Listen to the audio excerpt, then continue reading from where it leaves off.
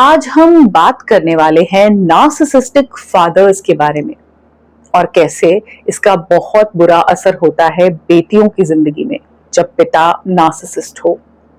Daughters struggle करती हैं पूरी जिंदगी, सफर करती हैं पूरी जिंदगी एक बहुत low self worth, low self esteem, low self image के साथ में।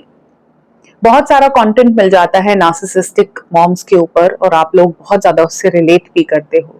लेकिन जब मैं बात कर रही हूँ नार्सिसिस्टिक फादर्स के बारे में, लड़कियों के कॉन्टेक्स्ट में, बेटियों के कॉन्टेक्स्ट में, तो अभी भी हमारे में हिम्मत नहीं है कि हम इसको कॉल आउट कर सके। नार्सिसिस्ट टर्म से आप बहुत फेमिलियर हो क्योंकि अंग्रेजों का दिया हुआ टर्म है, हमको समझ में आता है। एक इंसान जो दानव के जैसा है, मॉन्स्टर के जैसा है।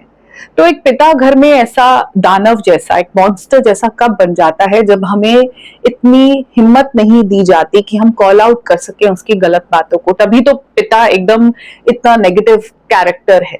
तो जो हिम्मत हमने बचपन में नहीं थी वो हिम्मत हमने अब भी नहीं है, इसलिए इस बारे में हम ज्यादा बात नहीं करते। और बहुत ज्यादा बड़ा रोल है पिता का अपनी बेटी की पूरी जिंदगी को बर्बाद करने में, अपनी बेटी की सारी जिंदगी की खुशियां छीनने में। पिता का बहुत बड़ा सहयोग है अपनी बेटी को हर वक्त लव के लिए तरसते रहना छोड़ने में। लेकिन क्योंकि हम बचपन में कॉल आउट नहीं कर सकते थे तो हम अब भी नहीं कर रहे हैं। ये पिता जिसको हम आज नार्सिसिस्टिक कह रहे हैं, टॉक्सिक कह रहे हैं, इमोशनली अनअवेलेबल कह रहे हैं, ये पिता एक ऐसा पिता था जिसकी अचीवमेंट्स को ओवर इन्फ्लेट किया गया था। वो जो भी कर रहे थे, अगर उनकी एक दुकान थी जिससे घर चल रहा था या वो जॉब कर रहे थे, जो भी था, बहुत बहुत पैसा नहीं था, लेकिन उनके अचीवमेंट्स को ओवर इन्फ्लेट करके बताया गया था कि वो जो कर रहे हैं वो बहुत बड़ी बात है।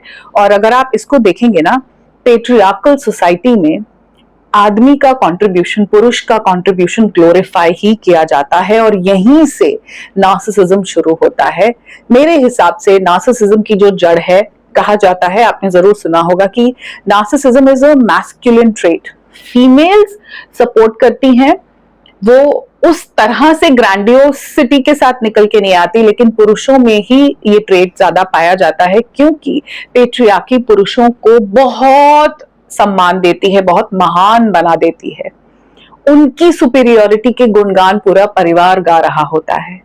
ऐसे परिवारों में पिता के इर्द गिर्द सब घूम रहे होते हैं, उनकी जरूरतें सबसे ज्यादा इंपॉर्टेंट है। पिता घर आ गए तो फटाफट उनके लिए पानी लेके जाओ, चाय पीनी है उनको, कोल्ड कॉफी पीनी है, शिकंजी बना के देनी है, रूह अफ़ज़ा पियेंगे, क्या करना है उनसे पूछो, खाना पापा को बना के खिलाओ, पापा के जूते पॉलिश करके रखो, पापा के कपड़े प्रेस करके रखो, अरे उनको ये करना है। पिता को बहुत बड़ा महान बना दिया गया। तो ये बेटियां अपने पिता के इर्द गिर्द ही घूमती आई थी।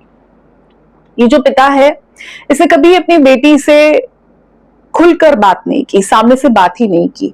अगर मैं, अब बेटियां जो देख रही हैं, मुझे प्लीज कमेंट्स में बता दिया करो, मैं जब जब आपको पॉइंट आउट करती हूँ जरूर ये बात लिखना कि आपका रिश्ता अपने पिता से, अगर मैं गलत नहीं कह रही हूं, तो सिर्फ डर का था, ना प्यार का था, ना केयर का था, ना सपोर्ट का था, सिर्फ डर का था।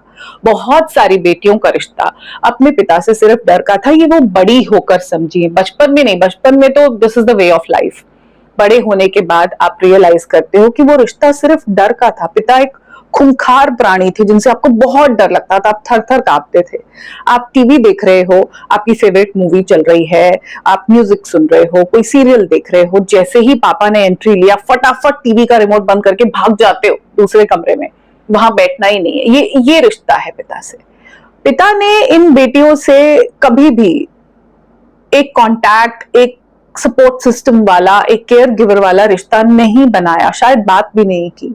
बस पापा हैं और मन में ऐसा लगता है कि हम इनको बहुत प्यार करते हैं और जो भी हमको प्रोवाइड कर रहे हैं ये प्यार है।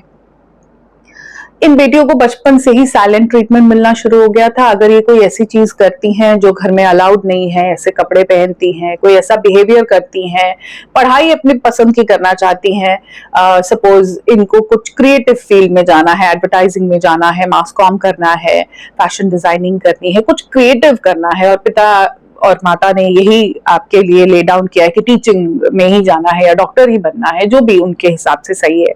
अगर उसको नहीं किया, उस लड़की ने परस्यू नहीं करना चाहती, उसके लिए वो विरोध कर रही है कि उसको कुछ और करना है, तो उसको साइलेंट ट्रीटमेंट मिल रहा है बचपन से, बहुत पहले से उसको उनके हिसाब से ही चलना है। नाउ पापा को इम्प्रेस करना उसकी जिंदगी का नॉर्म है, उसकी जिंदगी का मकसद, बेटियों की मैं बात कर रही हूँ, है सिर्फ पापा को इम्प्रेस करना कि ऐसा मैं क्या कर दूं कि पापा खुश हो जाएं और एक मुस्कान दे दे। खुश होके भी पापा ने कोई बहुत पीठ नहीं थपथपाई, बट उस दिन वो मुस्कुराए बेटी को देखकर, तो उसको मालूम है कि मुझे सिर्फ वही करना है जिससे पापा खुश हो जाए, ओबीडियंट रहना है। तो पढ़ाई में मार्क्स अच्छे लाने हैं, क्योंकि अगर रिपोर्ट कार्ड में अच्छी परसेंटेज आई तो शायद पापा उस दिन थोड़े से खुश हो जाएंगे, मुझसे हल्की सी बात कर लेंगे। बॉयफ्रेंड नहीं बनाना है टीनेज में आने के बाद, बॉयफ्रेंड क्या, नॉर्मल फ्रेंड्स भी नहीं बनाने, बहुत सहेलियों के साथ भी नहीं घूमना, शादी भी मम्मी पापा के हिसाब से करनी है, सब कुछ जैसे पापा को जिससे मैं खुश कर सकूं वो ही करना है। ओबीडियंट होने के नाम पे अंदर से सिर्फ डरी सहमी है, लड़कियां सिर्फ डरी सहमी हुई हैं, हर चीज मान रही हैं कि शायद पापा खुश हो जाए, पापा की सेवा भी एक्स्ट्रा करनी है, पापा को ऐसा ट्रीट करना है जैसे वो बहुत स्पेशल है, ये तो घर के रूल्स में ले डाउन है। काफी हद तक भाइयों को भी वैसा मिलता है, लेकिन फादर, क्योंकि हम नार्सिसिस्टिक फादर की बात कर रहे हैं, तो वो बहुत बड़ी पर्सनालिटी है। अब बेसिकली ये नार्सिसिस्टिक फादर कोई ऐसा नहीं कि कोई अंदर बहुत बड़ी प्रॉब्लम है, it is just that he is emotionally unavailable. उनमें उतनी पेशेंस नहीं है कि बच्चों की नीड्स को, बच्चों के ओपिनियंस को, बच्चों की जरूरतों को वो समझ सके, टॉलरेट कर सके उनके टेम्परामेंट को, क्योंकि वो अभी अपनी जिंदगी में इतना उलझे हुए हैं, उनको अपनी ही चीजें समझ में नहीं आ रही, उनकी अपनी ही चीजों से वो डील नहीं कर पा रहे, वो बच्चों की प्रॉब्लम से कहाँ डील करेंगे। ये पिता इतने इमोशनली अनअवेलेबल हैं कि बच्चों की लाइफ में इन्वॉल्व ही नहीं है, बच्चों की पीटीएम, बच्चों के स्कूल में कोई कंपटीशन, बच्चों को कहीं पे छोड़ के आना है, किसी एकेडमी, कोई ट्यूशन, उनको नहीं पता। बहुत सारे पिता को पता ही नहीं बच्चे कौन सी क्लास में है, इनके दोस्तों के क्या नाम है, शट डाउन, नहीं है रिश्ता। इनकी एक खास बात है कि बहुत सेल्फ सेंटर्ड है, दे जस्ट अबाउट देमसेल्व्स। पापा को जाना है ऑफिस तो सारी फौज लगेगी उनकी सब चीजें तैयार करने में, मम्मी नाश्ता बनाएगी, बेटियां कपड़े करके रखेगी, भाई स्कूटर साफ करके रखेगा, सब, मतलब everybody is just there to serve him. तो इससे एक रूल लड़कियों के लिए ले डाउन हो जाता है कि इनको इम्प्रेस करना, इनके हिसाब से चलना, इनकी ओबीडियंस और इनका अप्रूवल मिलना, इनका वैलिडेशन मिलना ही मेरी जिंदगी का मकसद है। फादर वो फर्स्ट इंसान है जो अपनी बेटी की जिंदगी में आता है प्यार बताने के लिए, प्यार समझाने के लिए। एक आदमी का प्यार बेटी के लिए, लड़की के लिए कैसा होता है ये पिता ही बता सकता है। तो वो पहला इंसान था जो उस लड़की की जिंदगी में आया था, पुरुष था जो उसे समझा सकता था कि प्यार क्या होता है।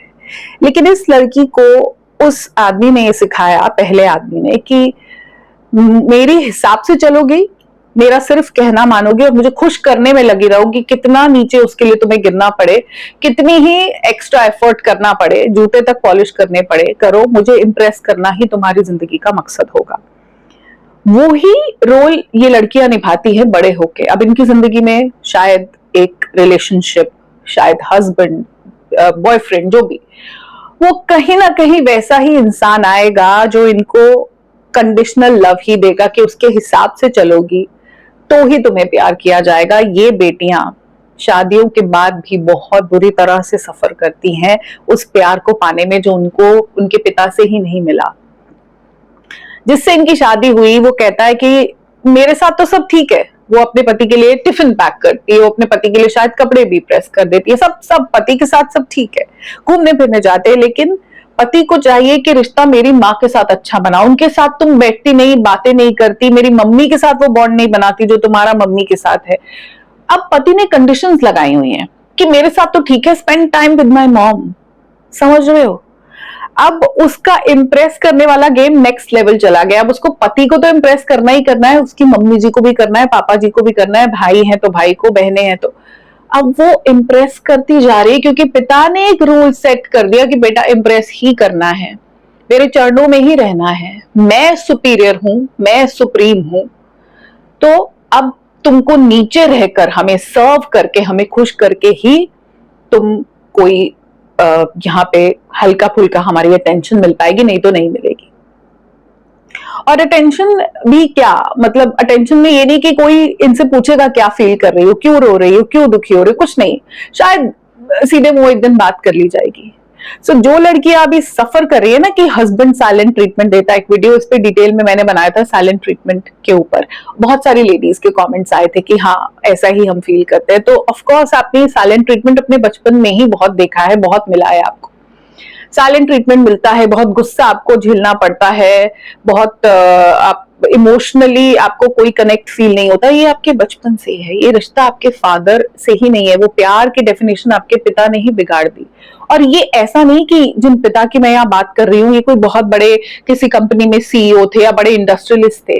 देयर आर फादर्स जो शायद जुआ खेलते थे, जो कमाते थे वो भी उड़ा देते थे, और घर में बच्चों के स्कूल की फीस भरने के भी बहुत ज्यादा लाले हो जाते थे। ये वो फादर भी है जो शायद फिजिकली अब्यूज करते थे बच्चों को भी और मदर को भी, हाथ उठा देना, बुरी तरह से आके पीटना। ये वो फादर है जो ड्रिंक करके ही घर आते थे और एक खुंदक में ही आते थे। इनका एक टेम्पर होता था जो बहुत बुरा होता था। और क्या इज्जत करोगे ऐसे आदमी की जिसके मुंह से अल्कोहल की स्मेल आ रही है, बट फिर भी इनका रुबाब था। हो सकता है एक ऐसे फादर हो जो पैसे भी नहीं कमाते थे। कुछ आदमी ऐसे भी होते हैं जो घर में ही बैठ जाते हैं और मम्मी कमा रही थी मगर फिर भी इन्होंने अपना पूरा रौब रखा हुआ था। एक बेला नहीं कमाते थे, घर में चाय नहीं बनाते थे, खाना नहीं बनाते थे, कोई सफाई नहीं।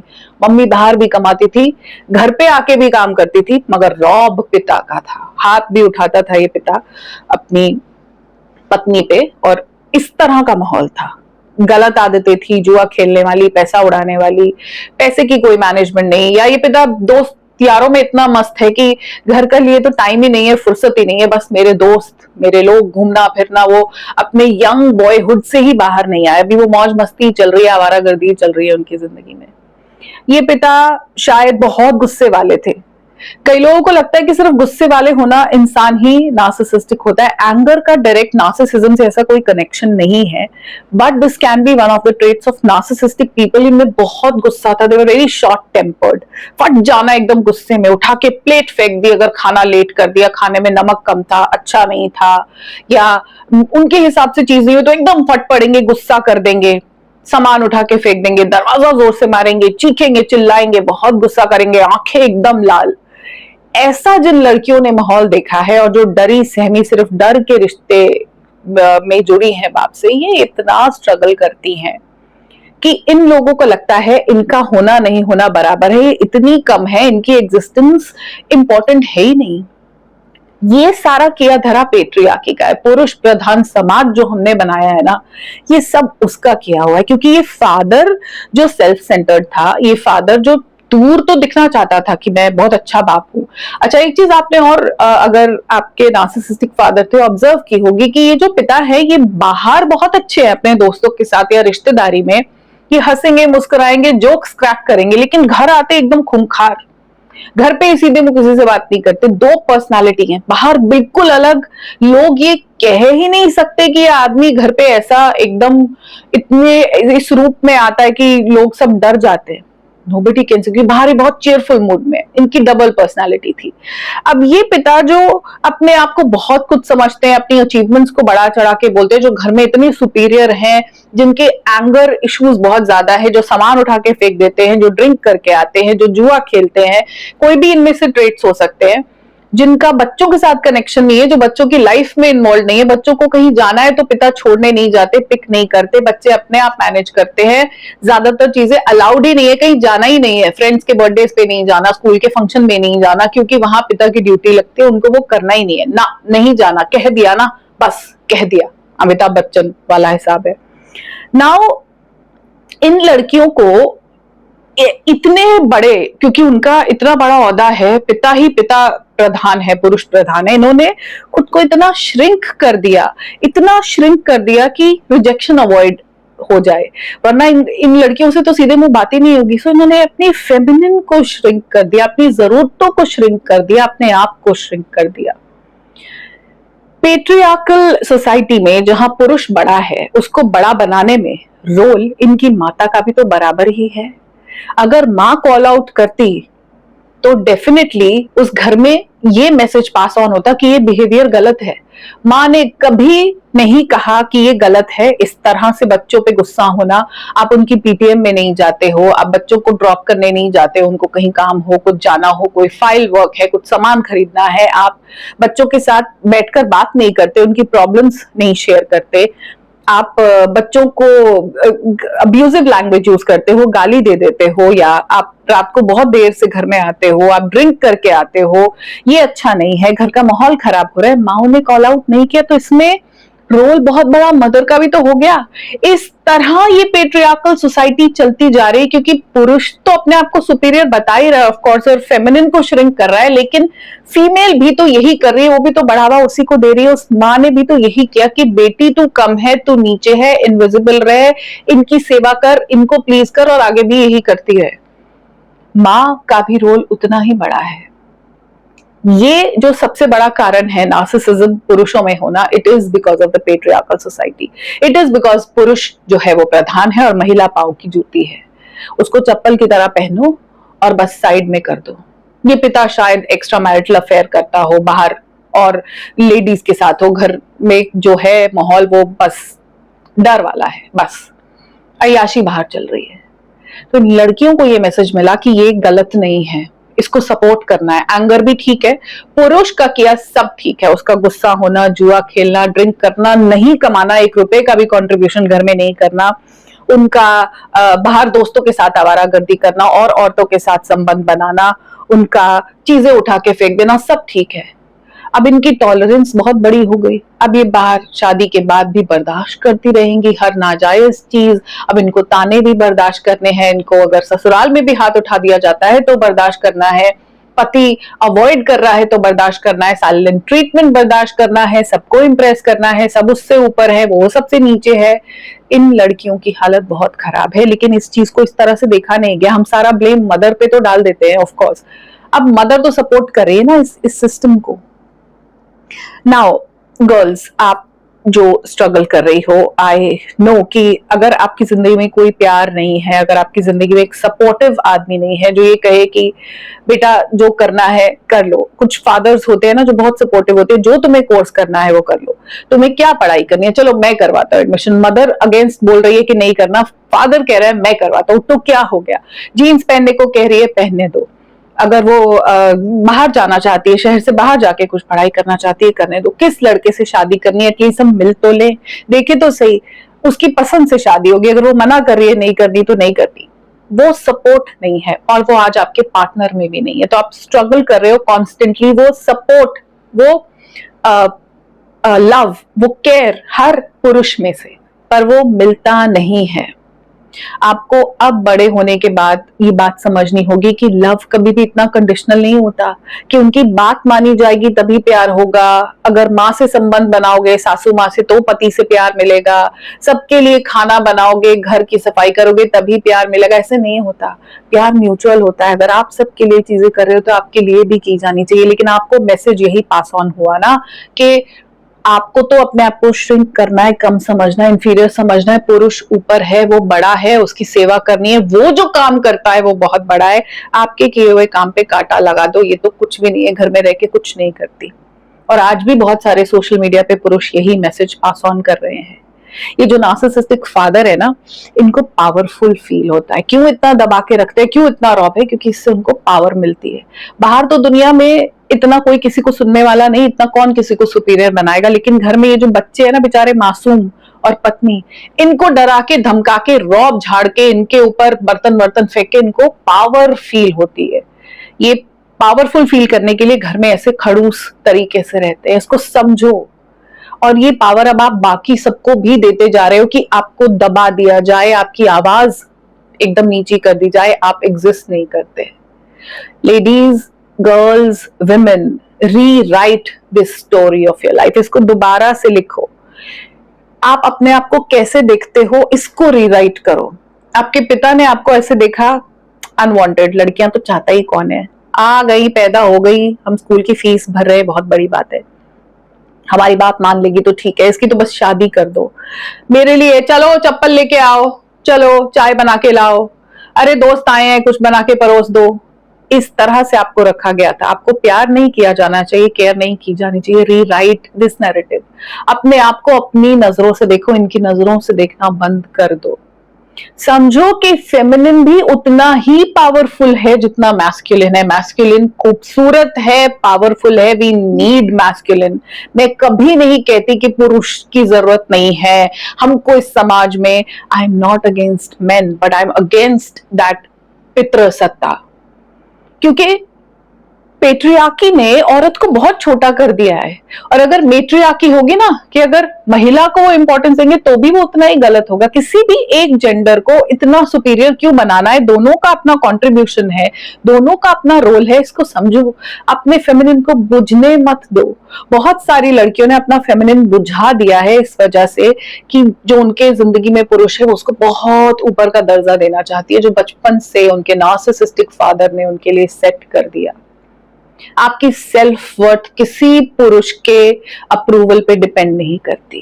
आपकी खूबसूरती, आपका बिहेवियर, आपका कैरेक्टर किसी पुरुष के वैलिडेशन पे डिपेंड नहीं करता। आपका पेन, जो आपकी जरूरतें हैं, उसके लिए आपको उनके वैलिडेशन और अप्रूवल की जरूरत नहीं है। जो आप फील कर रही हो वो मैटर करता है। You have equal, in fact better brains. Emotionally आप उनसे ज्यादा स्ट्रांग हो, आपको चीजें ज्यादा समझ में आती है, आप काफी समझदार हो। लेकिन ऐसे नार्सिसिस्टिक फादर्स ने हमें ये सोचने पे मजबूर कर दिया है कि हम कम हैं, हम बेवकूफ हैं, हमारे में दिमाग नहीं है, हमको खूबसूरत लगने का हक नहीं है, हमको प्यार मिलने का हक नहीं है।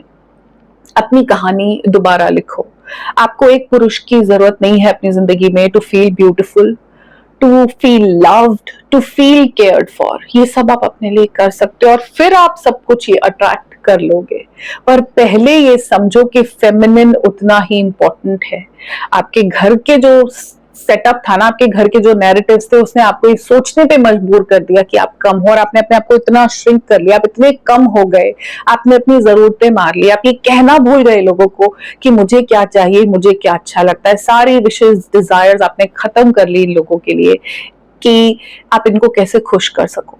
बंद करो ये प्लीजिंग। प्यार के लिए आपको लोगों के आगे खुद को परोसने की जरूरत नहीं है, चप्पल बनने की जरूरत नहीं है। केयर के लिए एक म्यूचुअल ग्राउंड होता है। अगर आप केयर करते हो तो वो भी आपकी केयर करते हैं। खुद को तोड़कर, अपने शरीर को दर्द देके उनको खुश आप नहीं कर पाओगे। ये साइलेंट ट्रीटमेंट आपको मिलते रहेंगे, ये एंगर आपके ऊपर डालते रहेंगे, ये सब कुछ होगा। इनफैक्ट मैं एंड में जाते जाते ये कहूंगी कि जब आप ये रियलाइज करोगे ना, जो शायद आपकी मदर को करके रियलाइज, कॉल आउट करना चाहिए था कि जो भी पिता कर रहा है ये गलत है, कुछ बिहेवियर्स बहुत गलत थे।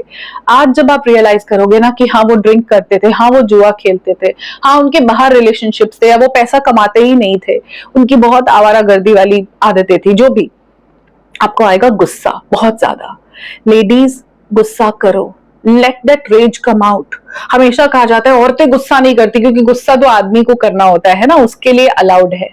गुस्सा करो, जो गुस्सा आ रहा है उस गुस्से को आउटलेट दो। बिकॉज जब भी एक लड़की अपने पिता की चीजों को, उसके गलत बिहेवियर को रियलाइज करती है, उसको सिर्फ गुस्सा फील होगा, क्योंकि उसकी वजह से उससे बहुत कुछ खो दिया। एक प्रोटेक्टिव फिगर जिसकी जिम्मेदारी थी उसको केयर करने की, बच्ची की केयर करने की, उसको प्रोटेक्ट करने की, उसको एक सिक्योरिटी देने की, उसको सिक्योर्ड फील कराने की, उससे वो सब मिस आउट कर दिया। उसको बहुत गुस्सा आएगा। Let that anger come out और रीराइट करो इस नैरेटिव को। लिखो अपनी जिंदगी की कहानी दोबारा से। इन नजरों से खुद को मत देखो। एक पुरुष का वैलिडेशन अब आपको नहीं चाहिए। आपको अपने आप को उस तरह से देखना है जहां आप कंप्लीट फील करो, जहां आप महसूस कर सको कि आप भी कुछ हो। और फेमिनिन होना कम नहीं होता, बहुत पावरफुल होता है, बहुत खूबसूरत होता है और बहुत गुलाबी होता है। यही है गुलाबी लाइफ, कि हम फेमिनिन को पूरा खिलने दें। हमें पुरुष ना बनना पड़े, कि हम भी पुरुष बन जाएं, हम भी ऐसे बिहेव करने लगे पुरुषों जैसे। हम खिल सके अपने महिला होने में, अपने फीमेल होने में, अपने विमेन होने में। हम इसकी खूबसूरती के टच में आ पाए, क्योंकि अभी तक हमें नफरत है अपने औरत होने से, जो शायद हमारे पिता ने हमारे लिए सेट किया है कि औरत होना नफरत भरी चीज है, क्योंकि वो हमसे सिर्फ नफरत करते थे। इस नफरत को खत्म करते हैं, भरते हैं अपनी जिंदगी में गुलाबी रंग, और एक प्यारा सा कमेंट छोड़ते हैं जिसमें आप मुझे बताएंगी कि आप इस वक्त कितना फेमिनिन महसूस कर रही हैं और क्या आप इसको चमकाने के लिए तैयार हैं। एक ऐसे ही वीडियो में बहुत जल्द मिलूंगी आप सबसे, तब तक अपना ध्यान रखिए, खुद से बहुत ज्यादा प्यार कीजिए और जिंदगी में गुलाबी रंग भरते रहिए। नमस्कार।